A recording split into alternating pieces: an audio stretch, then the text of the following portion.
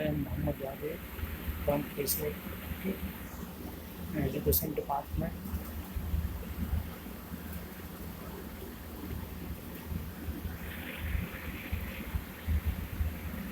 मेरा टॉपिक है मातृभाषा शिक्षण में शिक्षण साधनों का प्रयोग।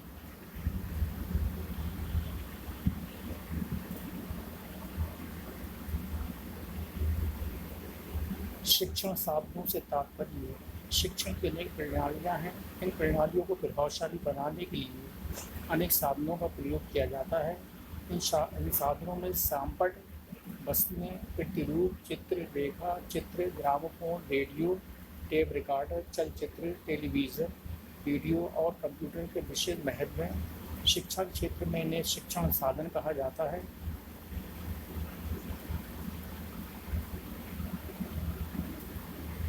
शिक्षण साधनों के प्रकार। नंबर 1, दृश्य साधन। शिक्षण साधनों के प्रकार। इंद्रियों के प्रयोग के आधार पर शिक्षण साधनों के निम्नलिखित 3 प्रकार होते हैं। नंबर 1, दृश्य साधन। ये वे उपकरण जिनमें केवल दृश्य इंद्रियां यानी आँखों का प्रयोग होता है। इनमें शामपट, वस्तुएं, मॉडल, चित्र, रेखा चित्र, चार्ट, योग चित्र, दर्शक और चित्र विस्तार मुख्य हैं। नंबर 2, श्रव्य साधन। ये वे उपकरण हैं जिनमें मुख्यतः श्रव्य इंद्रिय यानी कानों का प्रयोग होता है। इनमें ग्रामोफोन, रेडियो और टेप रिकॉर्डर मुख्य हैं। नंबर 3, दृश्य श्रव्य साधन। ये वे उपकरण हैं जिनमें आँखों और कान दोनों का प्रयोग होता है। ये पहले दोनों प्रकार के उपकरणों से अधिक प्रभावशाली होते हैं। इनमें नाटक, चलचित्र, टेलीविज़न और कंप्यूटर अधिक उपयोगी होते हैं।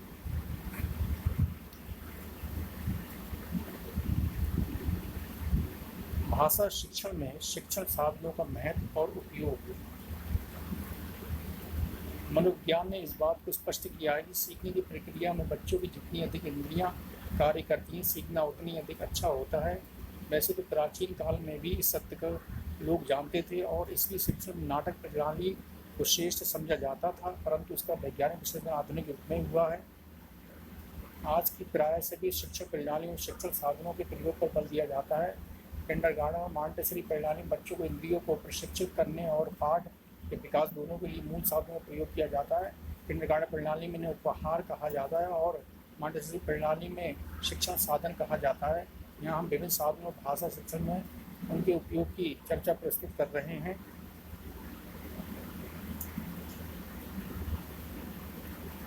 मातृभाषा शिक्षण में समान शिक्षण साधनों का प्रयोग। श्यामपट शिक्षक का सबसे बड़ा मित्र होता है। भाषा शिक्षण में सबसे अधिक प्रयोग इस श्यामपट का होता है। भाषा शिक्षण में शब्दोच्चारण, वर्तनी सुधार, शब्द व्याख्या और व्याकरण के नियमों को स्पष्ट करने के लिए श्यामपट का प्रयोग किया जाता है। पाठों के सारांश लिखे जाते हैं और संरचना शिक्षण करते समय यथा विषय की रूपरेखा तैयार की जाती है। भाषा शिक्षण में श्यामपट का प्रयोग सदैव होता है। उसके अभाव में शिक्षक अपने कार्य में सफल नहीं हो सकता। वस्तुएं, प्रतिमूर्ति, चित्र, रेखा चित्र, मानचित्र, चार्ट, चित्र विस्तारक यंत्र। यहाँ यंत्र चित्रों को बड़ा करके दिखाने के काम आता है। भाषा शिक्षण में इसकी आवश्यकता कमी पड़ती है। कभी कभी बड़े आकार के चित्र में रेखा चित्र नहीं मिल पाते, उस स्थिति में छोटे चित्रों को बड़ा करके दिखाने में ये यंत्र बहुत काम आता है। चित्र दृश्यक, इसमें चित्र के स्थान पर स्लाइड प्रयोग होती है। इस प्रकार सिनेमा विज्ञापन दिखाए जाते हैं। उसी प्रकार जैसे तरह से स्लाइडों द्वारा भिन्न भिन्न विषयों संबंधित चित्र दिखाए जाते हैं। ओवरहेड प्रोजेक्टर, ये एक विशेष प्रकार का चित्र दर्शक है जो मेज पर रखा जा सकता है और जो स्लाइड सामग्री को स्क्रीन अब बोर्ड पर प्रदर्शित करता है। वर्तमान इसका प्रयोग सबसे अधिक किया जाता है। मुख्य चित्र, चलचित्र का पहला रूप मुख्य चित्र भी था। मुख्य चित्रों में प्रयोग क्रिया तो पूरी दिखाई जाती लेकिन उसमें ध्वनि नहीं होती। चलचित्र, आज के मुख्य चित्रों के स्थान पर ही ध्वनि चलचित्रों का प्रयोग रेडियो और टेलीविजन से अधिक प्रभावशाली होता है। नाट्यकरण, नाटक शिक्षण के लिए सर्वोत्तम प्रणाली रंगमंच प्रणाली होती है। नाटक तो शिक्षण का प्राचीन दृश्य साधन है। ग्रामोफोन बच्चों के उच्चारण शुद्ध करने, उन्हें पठन कला में निपुण करने और उनकी मौखिक अभिव्यक्ति शक्ति विकास करने के ग्रामोफोन बहुत सहायक सिद्ध होता है। वर्तमान ग्रामोफोन के स्थान पर टेप रिकॉर्डर का प्रयोग किया जाता है।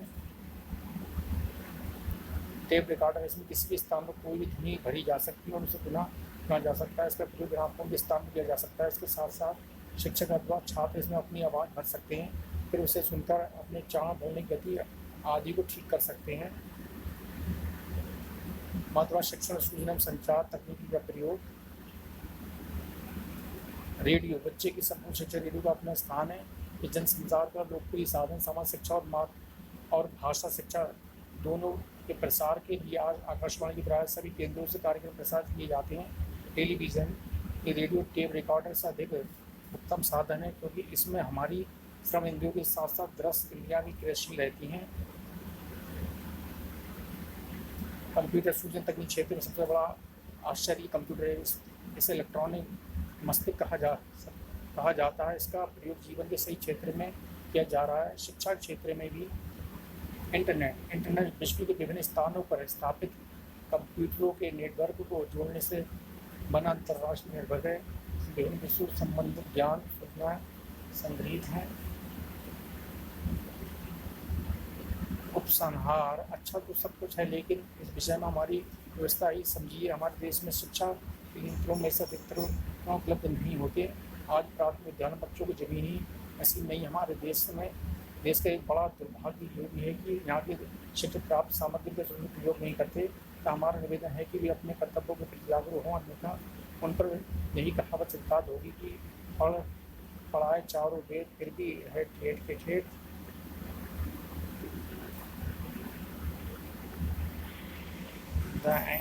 Thank you.